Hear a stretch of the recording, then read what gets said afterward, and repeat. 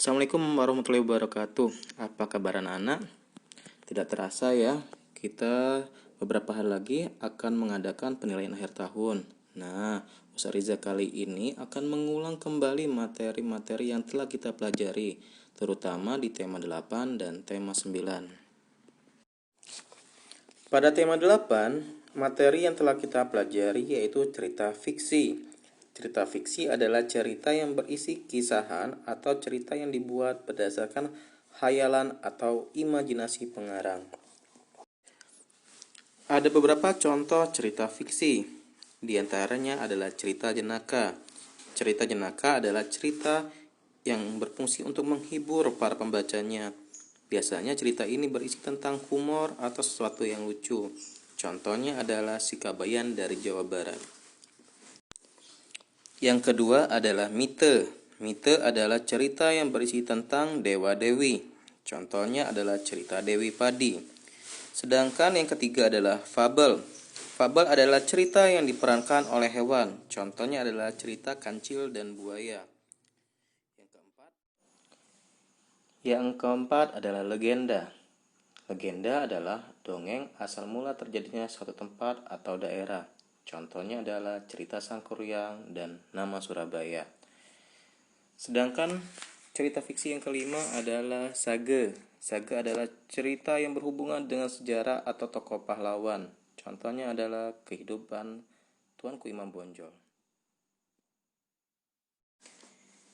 Yang terakhir adalah cerita berbingkai. Cerita berbingkai adalah cerita dalam cerita. Nah, dalam cerita fiksi ada yang namanya tokoh.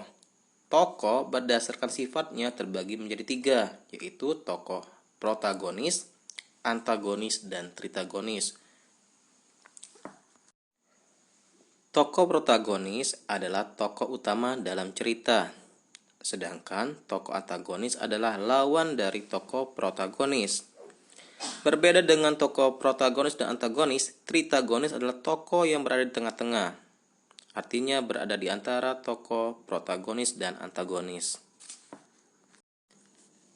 Baiklah, sekarang kita beralih ke tema 9. Pada tema 9 yang kita pelajari adalah kata tanya dan wawancara. Kata tanya adalah kata yang digunakan untuk bertanya. Masih ingat kan lagu kata tanya? Baik, kita ulangi lagu kata tanya. Apa untuk sesuatu, siapa untuk nama, kapan itu untuk waktu, di mana untuk posisi, mengapa untuk sebab, bagaimana untuk cara, berapa itu untuk jumlah dan harga. Itu semua kata untuk bertanya. Kata tanya digunakan untuk wawancara. Wawancara adalah kegiatan menanyakan seseorang untuk mendapatkan informasi. Orang yang ditanya disebut narasumber, sedangkan orang yang bertanya disebut wartawan atau reporter. Demikianlah materi tentang tema 8 dan tema 9. Semoga di penilaian akhir tahun Anda mendapatkan hasil yang terbaik.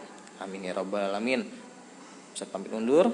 Wassalamualaikum warahmatullahi wabarakatuh.